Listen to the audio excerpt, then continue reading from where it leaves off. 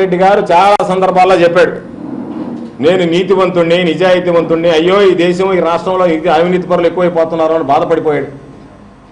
అనేక సందర్భాలు చెప్పినటువంటి మాట, అన్నీ పోగొట్టుకున్నా నాకు ఇల్లు తప్ప మరి ఏమీ లేదు అని చెప్పిన మాట్లాడాడు. ఈరోజు అటువంటి వ్యక్తి సింగపూరు, మలేషియా, హాంకాంగ్, బ్యాంకాక్లో వ్యాపార లావాదేవీలు ఏ విధంగా నిర్వహించగలిగాడు? ఈరోజు బహిరంగంలో మార్కెట్ విలువ దాదాపు ఇతర దేశాలు చూస్తే 100 కోట్లు ఉన్నాయంటే చంద్రమోహన్ రెడ్డి ఆస్తి విలువ నాకు తెలిసినంత వరకు దాదాపు 1000 కోట్ల రూపాయలు ఉంటుంది. చంద్రమోహన్ రెడ్డి జిల్లా తిరిగి అధికారంలోకి వచ్చిన తర్వాత మీ ముందు పెట్టినటువంటి కాగితాలు, మీకు చూపించినటువంటి ఓచర్లు, మీకు చూపించినటువంటి బ్యాంక్ డిపాజిట్ ఫారం ప్రకారమే 100 కోట్ల రూపాయల ట్రాన్సాక్షన్ చేశాడు. ఎన్నికలకు ముందు డబ్బులు తెచ్చుకున్నాడు.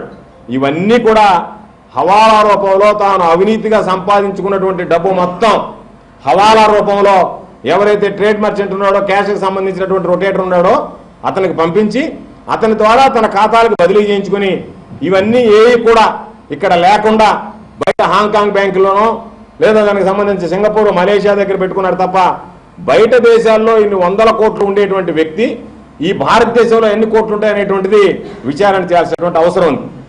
కాబట్టి ఈరోజు ప్రధానమంత్రి గారు చెప్తున్నాడు, నల్లధనాన్ని వెలికి తీయాలా, నల్లధనం కోసం పెద్ద నోట్లు రద్దు చేశామని చెప్పి అయ్యా మీరు ఇటువంటి వ్యక్తుల మీద దృష్టి పెట్టండి. ఈరోజు ఎటువంటి అనుమతులు లేకుండా 100 కోట్లు తరలించి ట్రాన్సాక్షన్ చేసినటువంటి వ్యక్తుల మీద నిఘా పెట్టాల్సినటువంటి అవసరం ఉందా లేదా అనేటువంటిది ఈరోజు ప్రధానంగా ప్రధానమంత్రి గారు కానీ ముఖ్యమంత్రి గారు కానీ ఆలోచన చేయాల్సినటువంటి పరిస్థితి.